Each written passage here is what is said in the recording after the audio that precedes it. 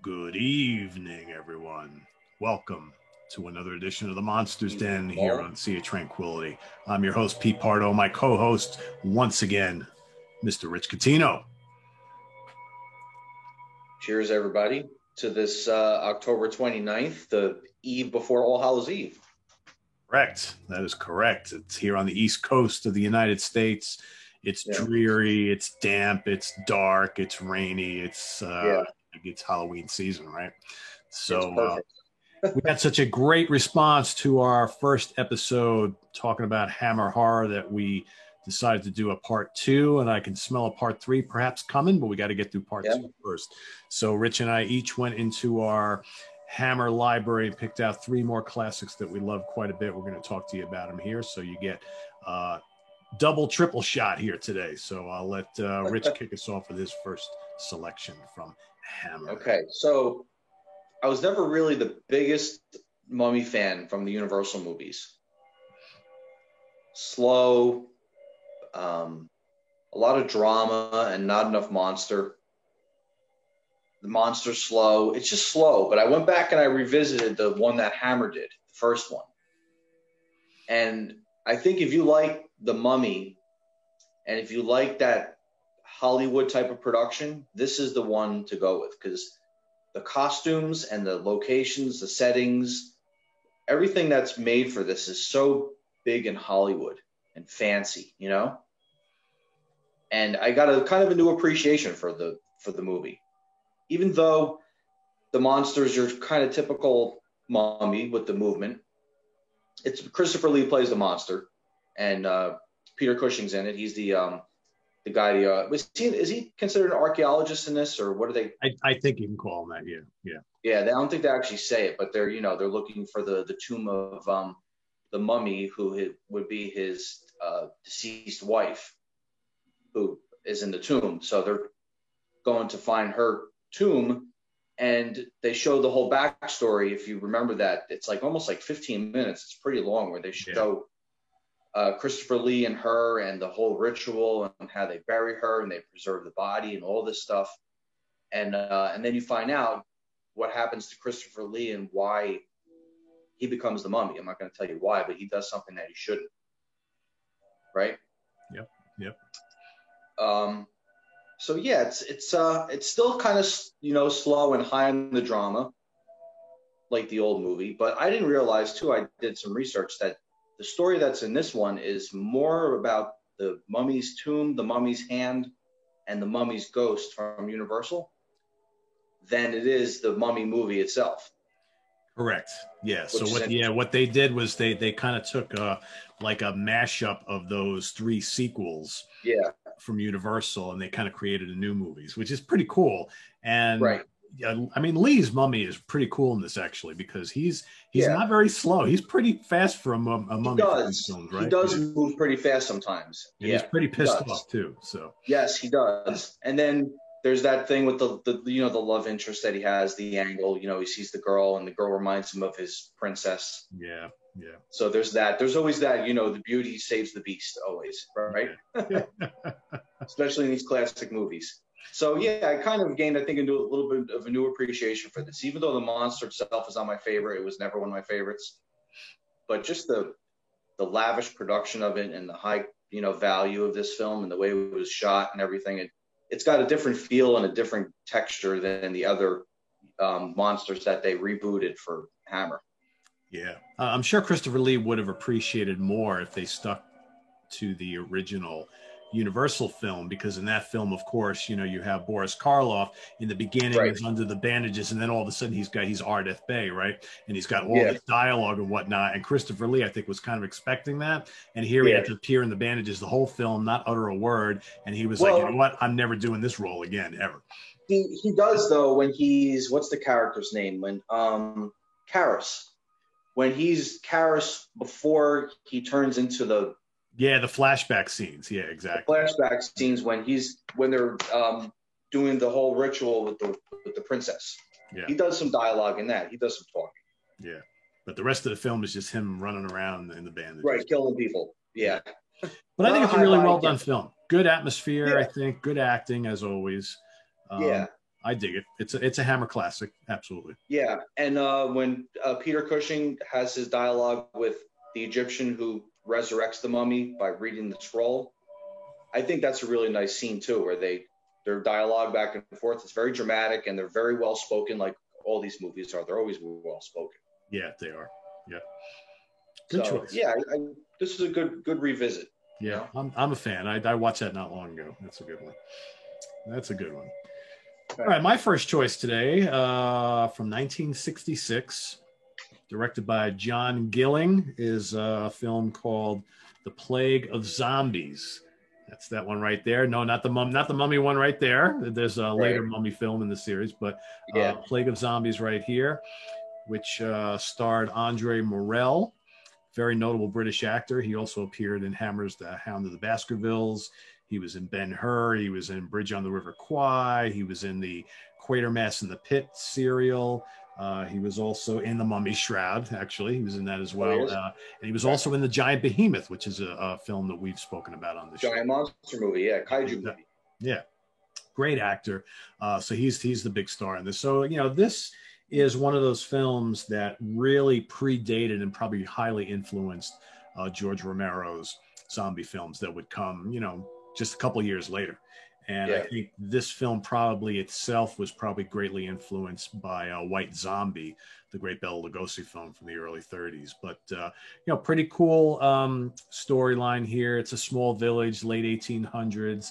Everybody's like freaking out because like they think this plague has set in. These people are dropping like flies, you know, they're burying them and everything like that. And then, you know, one by one, they're starting to notice that the corpses are disappearing from the coffins. So like, where are they going? So like all these people are dying, right? Why are they dying? So people come into the town and, you know, Andre Morell's character, he's kind of like, he's was it Sir James, but he's kind of like a doctor, scientist, sort of to speak. He comes in with his daughter and they go to kind of study all these, you know, cadavers, obviously, and they go to open up the coffins and they're all empty. It's like, what the hell's going on here? So eventually they find that all these strange creatures, which we're going to call zombies here, are like hanging around and lumbering about this old steel mine. Okay, and long story short, it turns out that the whole premise of this film has to do with like voodoo, right? And be, you know, putting these kind of voodoo spells on the just deceased and what have you. And you got this one guy, this rich kind of like plantation owner. I don't know if it's a plantation, but this estate owner who's the guy who's kind of behind everything, right? He takes an interest in Sir James's daughter, right? He tries to put some spells over her to bring her into the fold, and then they take you down into the steel mill. What they're actually doing, what this guy and his minions are doing, is they're, you know, turning people into zombies using voodoo magic to then go down and work tirelessly in the mine so they can make lots of money off the mine. So and then, you know, it's got this big climax, something like that. And, you know, the zombie makeup is kind of cool. They all have this like green makeup on. They walk around pretty mindless and all this kind of stuff, but kind of a creepy film. And again, you watch this and you realize, you know, just a couple short years later, you've got Night of the Living Dead and then Dawn of the Dead and so on and so forth. So what year was that? What's that? Again? What year was that one again? 66. So that's what, 3 years? 3 years before, wasn't Night of the Living Dead 69? Or was it 68? Somewhere around there, 68 maybe? Yeah, so it's only a couple short years.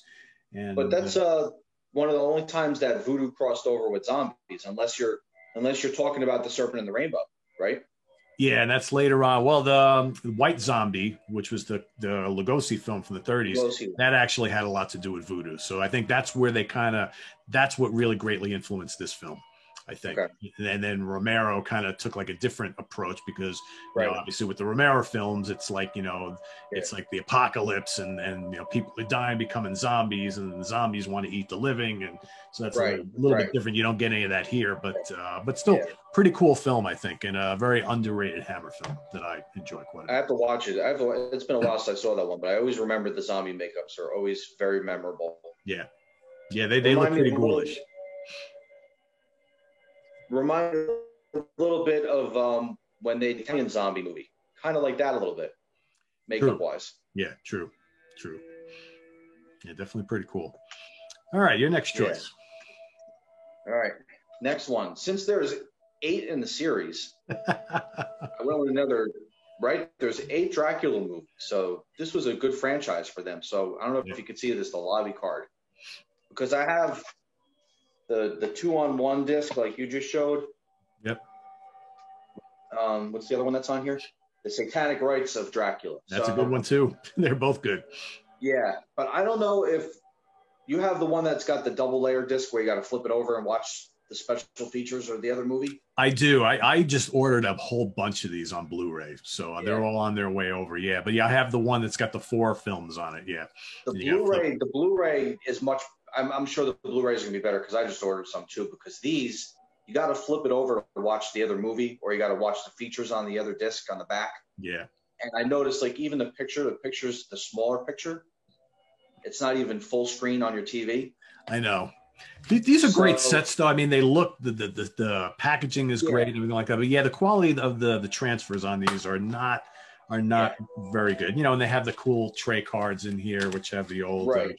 Which is kind of like neat. A little, like I was just showing with the like a lobby card reproduction, So that's cool. But the print itself and then the transfer, the aspect ratio for your TV isn't really good for these kind. I would recommend definitely getting. Right. Like the one I just showed for the Dracula. I mean, no, I'm sorry, the Mummy. Like, these are fine. These look really good. They take up your whole screen. The print is really good. It's pretty sharp. But these, I wouldn't recommend because these are hard to find to begin with. Yeah. But if you get these, you're not going to get the type of film that you want to watch. Yeah, when I bought all these on the Hammer collection on DVD, I mean, they were already out of print, most of them, and I paid a pretty penny for some of them. But yeah, then once you get them, you're like, they're cool because you got all the, the packaging is great, but then the transfers aren't fantastic. They're okay, but I'm really looking forward to watching a lot of these on Blu-ray. I couldn't hold out anymore. We started doing these shows, and I'm like, I love these movies so much, I'm going to replace them. I know, that's what I did. I went on to Scream Factory and I ordered a couple. Yeah, they had some nice sales. Yep. So this one, out of the 2 of them, I like the Satanic Rites, but I picked Prince of Darkness because this is a sequel, sort of. It's the 3rd in the series, but it's the sequel to Horror of Dracula. Yeah. But the one that's in between is The Brides of Dracula, which doesn't have Dracula in it. Right. It's like the Halloween 3 of the series. Yeah, well, from what I understand, Christopher Lee didn't want to do the film, and they were negotiating with him, and it went on and on and on. And finally, I said, we're going to do this movie without him, and we're going to kind of change things up a little bit. So that's what happened there. Yeah. And then for the 3rd film, they convinced him, right? Yeah. Right. And then the Prince of Darkness then picks up where Horror of Dracula left off. So it shows flashbacks to Horror of Dracula. And then this story is about the what is this? What is the family name? I forgot the family's name. It's on here. So there's a family, the 2 couples that go traveling across country, and they come across this guy that warns them not to go to the castle because they see the castle and they want to go see it. He's like, don't go there. It comes to the past. Yeah, it's a great scene. Yep. Right. So of course they don't listen to him. Yeah. And then they go there anyway. But they're I forgot what happens with the their carriage or their transportation takes off, or I forgot what that scene was. How they're because the coach, the horse-driven coach comes and shows up with no driver, and that's coming from Castle Dracula. Right. So I forgot what that scene is there. I'm blanking right now. Yeah. Where they lose their transportation. So anyway, they get taken to Dracula's castle. And they show the flashbacks that go to the Horror of Dracula. So you see where things left off. And then this is where the guy that is like the caretaker of the house, the castle, leaves the door open for them and lets them come in. So they're really suspicious about what's going on.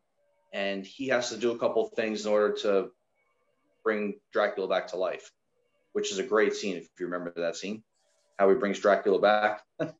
So this is really, really cool for that scene just alone. But a great sequel, I think. Solid sequel, follow-up. Yeah, I mean, and the climax scene is awesome.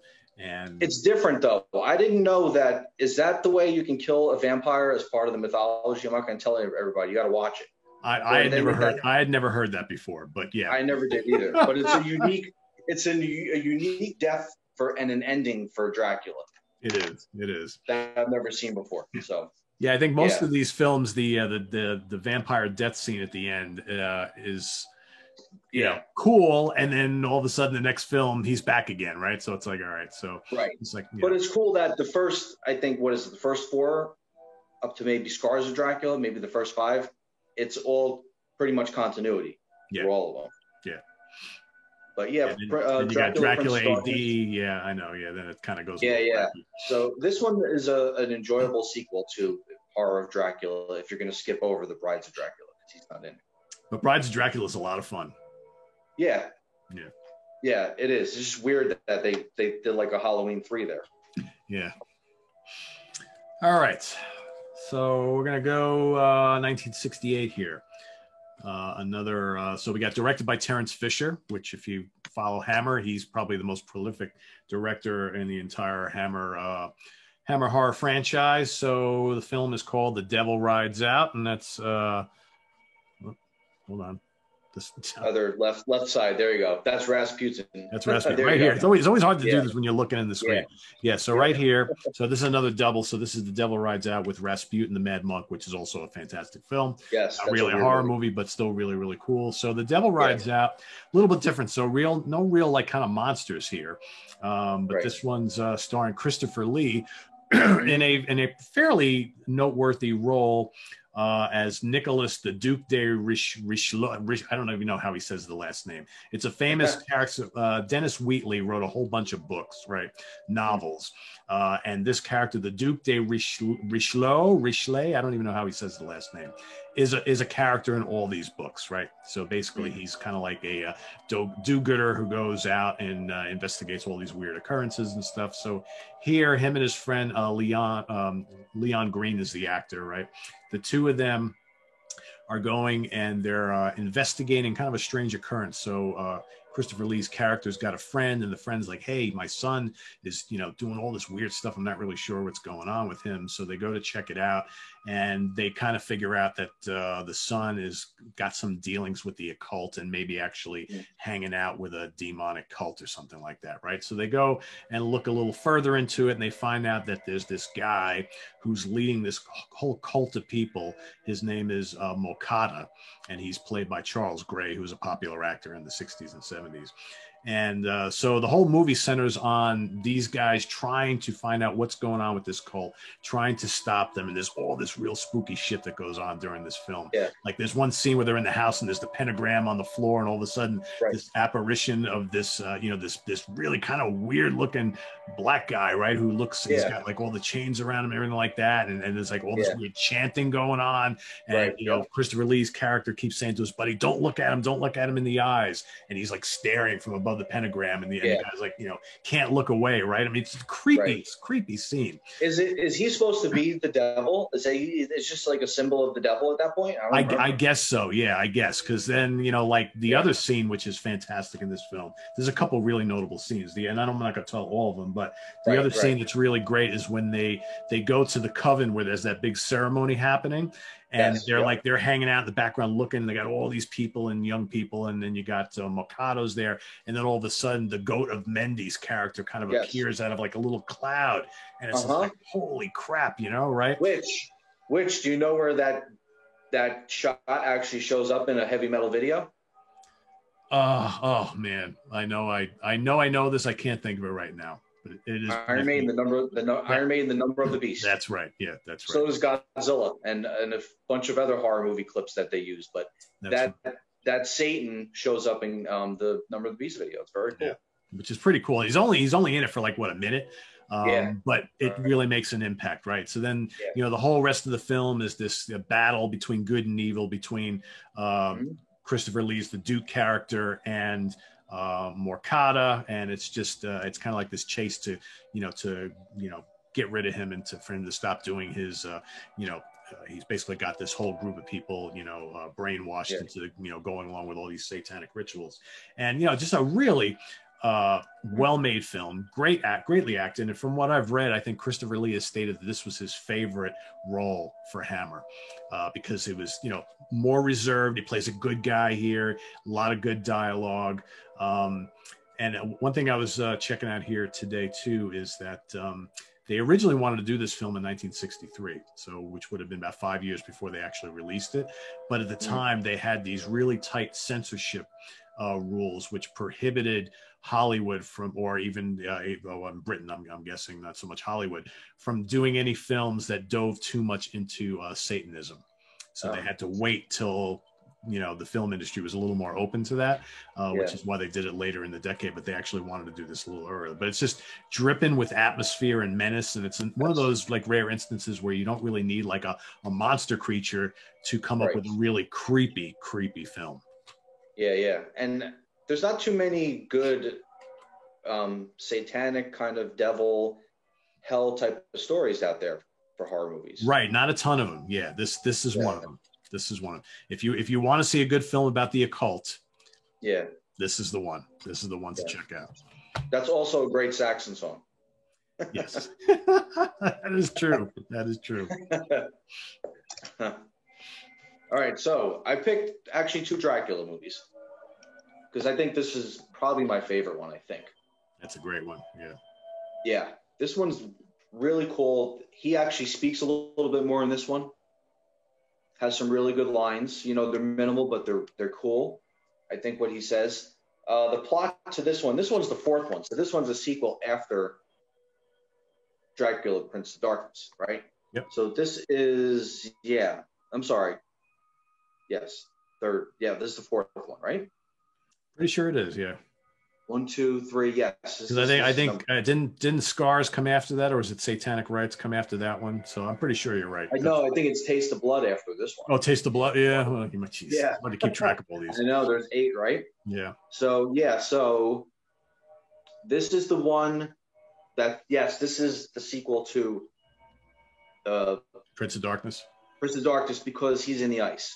Yes. When you're in the beginning, and the 2 priests go up to the castle. And they go to put the cross on the doors of the castle, so Dracula can't come back out because they find a dead girl in the ceiling with the rope that's coming down with all the blood dripping on the floor. So they think that Dracula's back, but he's not actually back yet. Because if you remember, when the one priest falls on the ice, right, Dracula's under the ice still. He's still trapped. Yeah. But when he falls, obviously he bangs his head, and what happens?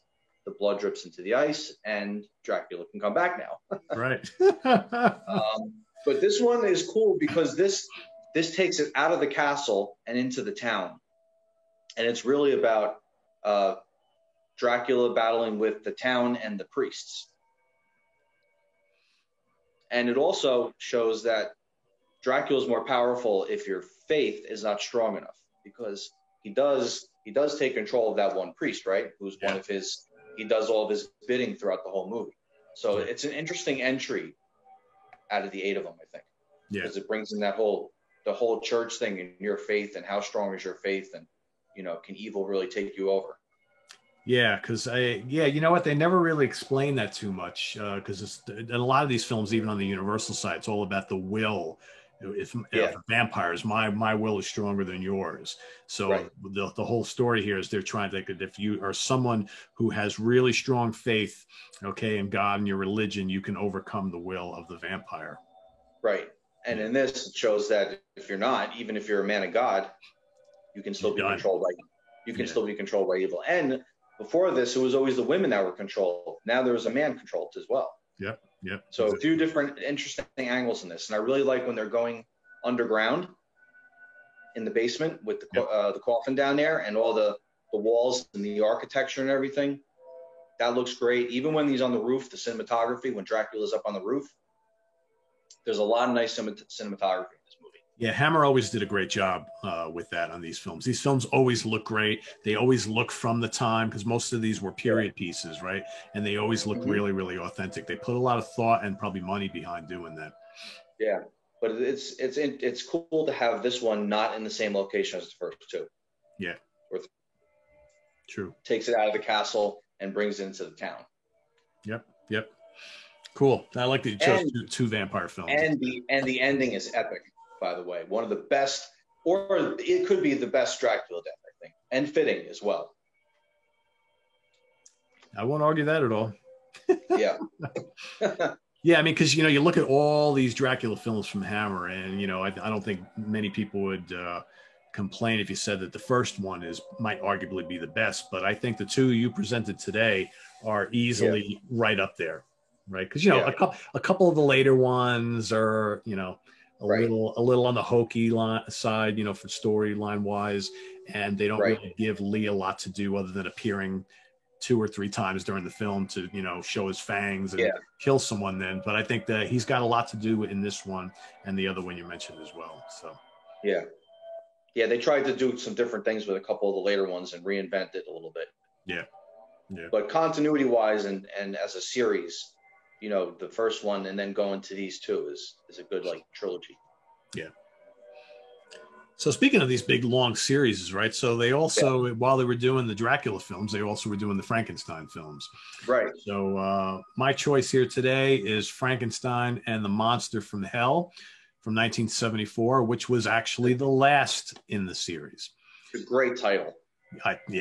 Probably the best title out of all of them, right? Yeah, great title. Right. So, if you didn't already know that in this series, Frankenstein is not the monster. Frankenstein is Victor Frankenstein, right? So here, the title tells you everything you need to know. The Monster from Hell is the creation. Okay. Right. Mm-hmm. So, ironically, this was 7 films in this series. This was the last, but this was the actual direct sequel to the 5th movie, which is Frankenstein Must Be Destroyed. Inexplicably, what they did for the 6th film, which was the horror of Frankenstein, was not a sequel, but a reimagining of The Curse of Frankenstein without Peter Cushing, which, not a bad film. It's kind of like Evil Dead and Evil Dead 2, Dead by Dawn. Yeah, kind of. Yeah, exactly.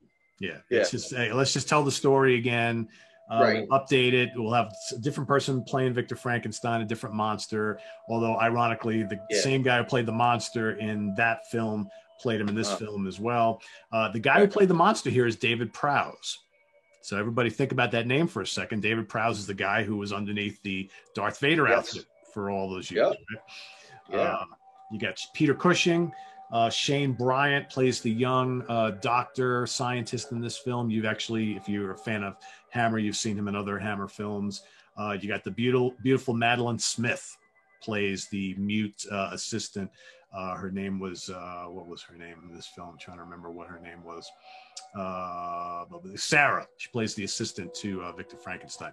So long story short, so in the 5th film in the series, Frankenstein Must Be Destroyed, if you remember that, at the end, the monster grabs Victor Frankenstein, Cushing's character, and they go walking into this burning house, right? Burning building. And you think, okay, that's the end of the monster. That's the end of Victor Frankenstein. Of course not, right? So here, he's actually working at this insane asylum as the resident doctor / surgeon. And even though everybody knows that Victor Frankenstein, the Baron, did all these evil things and created all these creatures and stuff like that, most people think he's dead. But because he's got some dirt on the head guy at this asylum, okay, and the head guy does not want that dirt to come out, so he has allowed Victor Frankenstein to live at the asylum, work at the asylum. He's got a job there, and he's got a lot of pull, right? So that's kind of the premise here, and he's still doing his strange experiments. So then in comes this young doctor played by Shane Bryant. His name is Simon Helder. He's a big fan of Baron Frankenstein's work, right? So he, just out of med school, has been doing all these weird experiments, trying to create his own version of a new man. He gets caught by the police doing all this stuff, and they're like, you're going to jail. So instead of throwing him in jail, they throw him in the insane asylum, because they figure if he's trying to replicate the experiments of Victor Frankenstein, he's off his rocker, right? So he gets thrown into the same asylum, right? And he winds up meeting Victor Frankenstein. He knows who he is. but he, you know, Victor says, well, we don't want you to broadcast that information, right? Because I'm kind of here incognito, so to speak. So he agrees to take him under his wing as his assistant. Meanwhile, the head guy of the asylum is like, but no, he just came in here. He was arrested. You know, he's insane, whatever. He's not insane. You're going to let him work with me. And that's all there is to it. So we know who's running the show there at this asylum, right? So he takes him under his wing, introduces him to Sarah, who here she's mute, right? Beautiful woman, mute. She's Victor's assistant. So he goes, shows him, introduces him to a lot of the nut jobs on the asylum and things that they're doing with them and all this kind of stuff. Well, little by little, Simon realizes that the Baron is still carrying out his experiments, goes snooping around one night, sneaks into his little apartment there at the asylum, and lo and behold, in this cage is this big giant brute, who's obviously been, you know, experimented on. He's got lots of hair. He's like this big strongman character, whatever. And that, as it turns out, is the new creature. So he lets it be known to Victor that he knows that he's been doing experiments. So little by little, the creature starts to get a little additions to his ensemble, so to speak. So there's another inmate who's nuts, but he's a wonderful violin player. So Frankenstein kills him, takes his hands, attaches them to the creature he's already done. Then there's another guy who's in the nut house who's, you know, a brilliant guy, but he's got homicidal tendencies. Well, they kill him or convince him to kill himself. And they take his brain, put it in the creature, and then the creature, once the operation's done, the three of them work on the operation, and the creature starts to realize that, like, hey, I used to be that guy. Now I'm this big bumbling creature, right? What have you done to me, type of thing. And that's when the fun starts to happen, right? So the creature actually knows that he used to be this other guy. Now they put his brain into this gigantic body, and he's not too happy about it. So that's kind of where the fun really starts here, and gets a lot of the inmates involved in the big climax here and everything like that. What's interesting, though, this was the last film in the series. They actually end it as if they could have made another sequel, which they never did. But by 74, you know, already we're moving into the mid-70s. Hammer was starting to be on the outs. They didn't make a hell of a lot more films throughout the rest of that decade. So this was the last in the Frankenstein series, but a really good one. I enjoyed this one quite a bit. Although I got to revisit it. It's been a while. Yeah, it's good. I mean, the monster kind of looks a little on the ridiculous side, but let's see if there's no picture of him here. I don't think we can show anybody. Yeah, other than the tray card, that's really all you got. That's his face. But he's like kind of hunched over. He almost looks like the Hunchback, right? Without the big hunch, and he's got hair all over himself. He's got the ripped shirt, you know, so most of his torso is showing. And then, you know, obviously they take the top of his head off, put the brain in and stuff. But a pretty cool movie. And as always, Peter Cushing is incredible, as always. Yeah. Fun little fact, by the way, I forgot to mention this. In this one, do you remember what the oh my God, the mother, I think it was, at the house? Do you remember what her name was? No. Frau Brühlha? No way. So they borrowed that in Young Frankenstein. Young Frankenstein. I was like, wait, I know that name. And I was like, that's in Young Frankenstein. That's awesome. Well, there's a ton of little Easter eggs in that Young Frankenstein film. That was a work of genius by Mel Brooks, actually. Yeah, and I didn't realize that it connected. I don't remember that. I'm going to be rewatching that soon, so I'm going to have to. Unless it's a popular European name or something I don't know about, but which could be, who knows? But that's kind of weird that, you know, you would have like them using that in two different like kind of horror films like that, right? You know. But in Young Frankenstein, it's great because every time she says the horse, what is it calling? Neighing, I guess. Yeah. Oh, what's that little weird thing about? What was she doing? Frau Brühlha. Yeah, hysterical. Good stuff. I love reminiscing about horror films, man. It's like and those little Easter eggs that pop up, you don't realize it until you watch it again. I know. I will have to, next time I watch that Dracula film, I'm going to be on the lookout for that. So it's pretty neat. So there you have it, everybody. 6 more selections from the House of Hammer. It's Hammer time once again here. So let us know what you think of these films and any others you might really dig. I think I can convince Rich to do a part 3 of this, maybe in a week or so. Yeah, wait until that order that I made for a few of the Blu-rays because I got one or two. I actually ordered 2 sets that have a few movies that I didn't have. So maybe give it a week or two, like you said, and I'll revisit a couple things. And cool. That's the deal. That's the deal because I've done the same. So yeah, cool, we can do that. Cool. But in the meantime, we're going to do the Haunted House episode. That is true. So coming up this Sunday evening, everyone. So this will be the night after Halloween. We are going to do a special show. We're each going to bring you 3 picks of classic haunted house horror and suspense. Right. And any era is open. So we're not going to divulge our picks right now, but you can expect films from the 30s, 40s, 50s, 60s, 70s, 80s, right? It's all, it's all out in the open. So tune in for that Sunday night, right around this time. Yeah. So stay tuned. If you make it to Sunday, because it is the day of That's Halloween. Right. If you make it to Sunday, because Saturday is the big day, right? So yes. Yeah, so for everybody who's been asking, I know I've announced it before. There's a lot of people like, oh, no, I hate the fact that the Monsters Den is probably going to go away once Halloween happens. No, it's not. We're going to continue to do Monsters Den episodes going forward because we're having way too much fun. So throughout the fall, you can expect to see more Monsters Den as often as we can bring them, at least once a week, maybe twice a week. We'll see. And there's a lot more stuff to talk about. Yeah, there's so many eras, decades, styles, franchises, the whole thing. Yep, exactly. So stay tuned for all that and visit us on the web at www.seaoftranquility.org. We're on Facebook, we're on Twitter, of course, we're here on YouTube all the damn time. Rich, you got a couple links for everybody to check you out outside of SOT? Sure. Metalasylum.net, Brave Words, and the Metal Hall of Fame, and Am I Evil graphic novel based on the Diamond Head song. There you go. So check it all out, folks, and looking forward to your comments, and we'll see you on the next edition of the Monsters Den. And have a happy Halloween. Happy Halloween, everyone. Cheers. Cheers.